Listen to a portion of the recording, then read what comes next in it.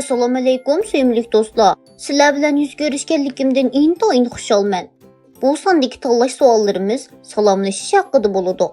Sizlarmi yaxshi bilasizlar, islom dinimiz sevgi, muhabbat va qarindoshlik dini. Salomlashish diniy qarindoshlikning bir parchasi. Musulmonlar aro qutlug' va muborak tilak. Salomlashish orqali kishilar orasidagi mehr, muhabbat ching'iydi, do'stlik va birlik kuchayadi.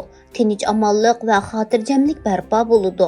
Suyumli payg'ambarimiz mundoq degan: sizlar mu'min bo'lmoqcha jannatga kirolmaysizlar, o'zaro do'stlashmoqcha mu'min bo'lolmaysizlar. Men sizlarni o'zaro do'stlashtiradigan bir ishni aytib beraymi? U bo'lsa-mu aranglarda salomni umumlashtiringlar. Musulmon kishi qandoq bir joyga kirsin, mayli u uy yoki sinf bo'lsin, salom berib kirish kerak. Qani, endi qo'lingizga qalam elib tövəndəki tanlash savollarini ishlab beqinglar.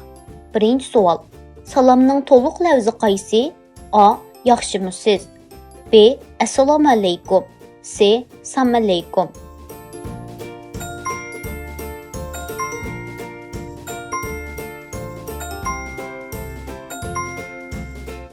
İkinci savol. Uyga mehmon kelganda nima ish qilasiz? A. Men tanıydigan birisi kelgan bo'lsa, ketdimi ketmadimi deb pat-pat chiqib qarab qo'yaman. B. Avval salom berib qarshi olaman, ondan bolalari bilan o'ynayman. C. O'yinimni o'ynab o'ltiraverman.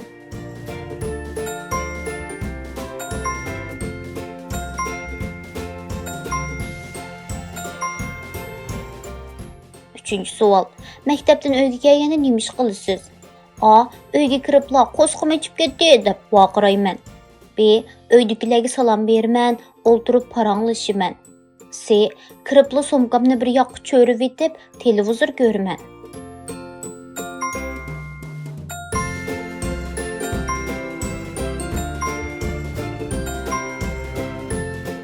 To'rtinchi savol. Qo'shnilaringiz bilan tanishdingizmi? Ular bilan paranglashib baqdingizmi? A. Mendan ahvol so'raganlar yoki biror narsa so'raganlar bilan paranglashib baqdim. B. Ko'pinchisi bilan tanishmagan bo'lsaqmi, har uchraganda salom beraman. C. Ular bilan tanishmayman, faqat paranglashmayman.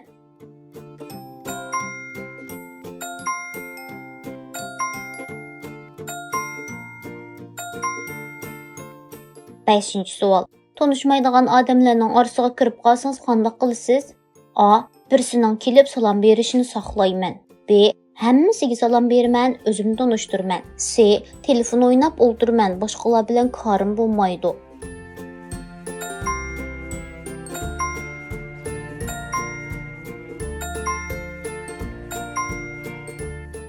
Oltinchi savol. Cho'nglar bilan ketayotganda ularning tanishlari uchrab qolsa qanday qilasiz? A. Ular menga gap qilmoqcha gap qilmayman. B. Ularga men salom beraman. C. Xijil bo'lib cho'nglarning keyniga o'tib olaman.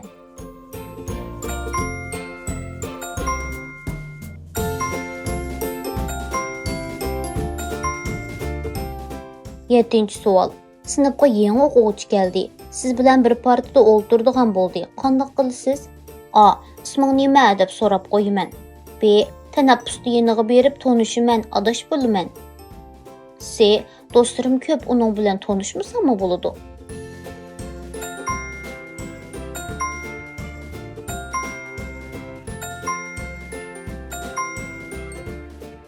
Sakkizinchi savol.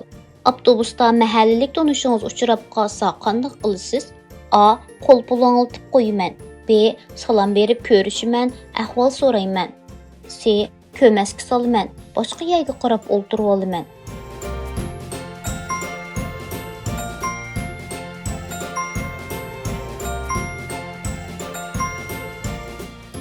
To'qqizinchi savol. Yaqin do'stlaringiz bilan paranglashayotganda boshqa bir do'stingiz kelib qolsa qanday qilasiz? A. Uningga so'g'uq muomala qilaman. B. Qizg'in ko'rishiman, birga paranglashimiz. C. Gapni boshqa yoqqa burayman yoki u yerdan asta ketaman.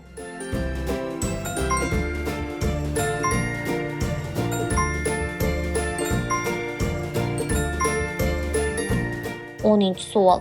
Bir savodoshingiz bilan xo'plashib qoldingiz. Ertasi sizga salom bersa qanday qilasiz? A. Anglamaslikqa selib turib olaman. B. Nima bo'lishidan qat'iy nazar biz musulmonlar qarindoshlar, shunga salomini ilk olaman. Salamını ilik anmayman, adavet tutuman.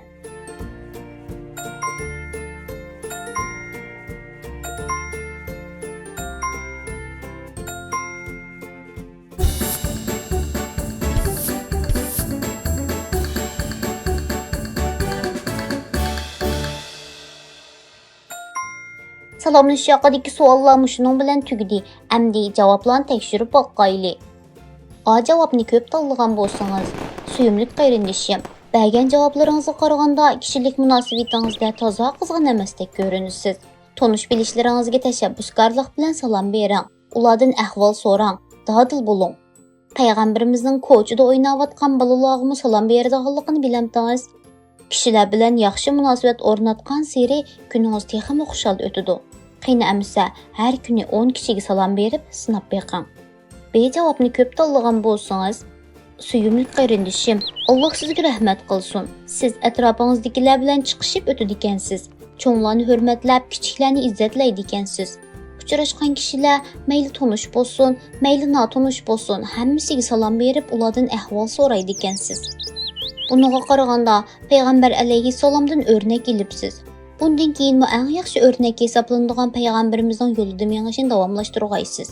Güzel odatlaringizni hargiz tashlamang. C javobni ko'p tanlagan bo'lsangiz, suyumli qarindishim, bergan javoblaringizga qaraganda kishilar bilan paranglashishni, ularga salom qilishni toza yoqtirib ketmaydigandek qilasiz.